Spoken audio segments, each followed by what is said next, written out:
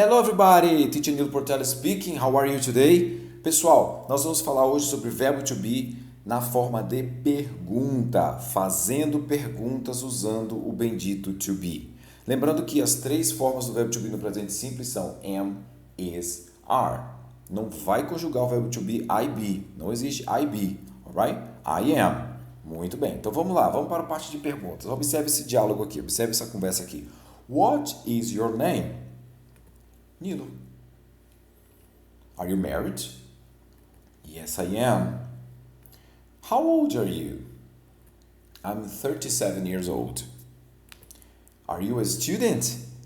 No, I'm not. I'm a teacher. Todas as quatro perguntas que foram feitas são perguntas usando o verbo to be. What is your name?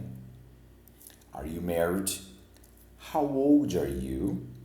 Are you a student? Então, existem muitas perguntas que podem ser feitas e que serão feitas que você precisa conhecer o verbo to be. Afinal de contas, você precisa responder aquilo que está sendo perguntado ou você precisa fazer as perguntas, ok? Então, é muito importante você saber fazer perguntas em inglês, ok? Observe que tem um detalhe que nós vamos já ver. Tem um detalhezinho muito importante quando você faz uma pergunta em inglês, right? Vamos lá. A estrutura do verbo to be na hora de perguntar é muito simples de você fazer. Aqui desse lado aqui, nós temos a parte afirmativa, na parte positiva, né? Afirmativa. I am. Agora, quando você vai fazer uma pergunta, o que você faz? Você inverte o verbo to be. Então, você coloca o verbo antes do sujeito. Qual que é o sujeito? I. Qual o verbo? Am. Então, você pega e bota am I? If you say, you are a student. I want to ask a question. Are you a student? Are you a student? Yes, I am. No, I'm not. Então, o negócio é você inverter a parada. Coloca o verbo antes do sujeito, que no caso pode ser um pronome sujeito, I, you, he, she, it, you, they, ou pode ser um nome. Alright? Então, como é que eu faço a pergunta em inglês o verbo to be, Nilo? Coloca o verbo antes. Right? Let's go. Vamos analisar as frases aqui. Am I late? No, you're on time. Ele está perguntando. Am I late? Or am I? Is your mother at home? No, she's out. Is your mother? Your mother in this case, is she at home? Are your parents at home? No, they're out. Aqui nós temos o exemplo do plural, né? There. Are your parents? São duas pessoas, pai e mãe. Are your parents at home? No, they're out. Is it cold in your room? Yes, a little. So, is it cold in your room? Se eu fosse falar na afirmativa, it is cold. Não. Is it cold in your room? Your shoes are nice. Are they new? Are your shoes new? Inverteu. Forma afirmativa, they are new. Question, are they new? Is she at home? Or is your mother at home? Aí, né, como você vai fazer a pergunta, is she at home?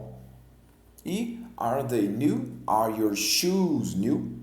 Deixa eu observar aí que não é are new your shoes. Não, você vai colocar are your shoes new. Então, o sujeito vem o verbo, depois o sujeito, depois o resto. Ok? E aí nós temos, quando você faz uma pergunta, existem dois tipos de perguntas em inglês. Existe a pergunta que a gente chama de yes, no question. Você vai dizer yes or no, are you a student? Yes, I am. E nós temos a information question. What is your name? My name is Nilo. E aí nós temos short answers. São respostas objetivas. Para não dizer somente yes or no, você vai dizer, observe, se a pergunta é no verbo to be, a resposta vai ser com o verbo to be. Are you a teacher? Yes, I am. Are you a student? No, I'm not. Is he a policeman? Yes, he is. Is she crazy? No, she isn't. Are they fine? Yes, they are. Então, você tem que observar que quando você vai fazer uma short answer, você tem que relacionar com a pergunta, ok? Pensa na pergunta para poder você dar a resposta. Se na pergunta tem verbo to be, a resposta vai ser verbo to be. Se a pergunta for um verbo modal, a resposta é verbo modal. Se a pergunta for um outro verbo normal, por assim dizer, também vai ter que usar o auxiliar do ou does. Então, nesse caso, a gente está estudando o verbo to be, a pergunta é verbo to be, a resposta tem que ter a complementação do verbo to be. Ok, pessoal? Thank you very much. Nós finalizamos aqui, né, nesse primeiro momento de estudo do to be. Existem várias outras aulas que a gente vai ver com ele, porque ele está em tudo quanto é lugar ao mesmo tempo.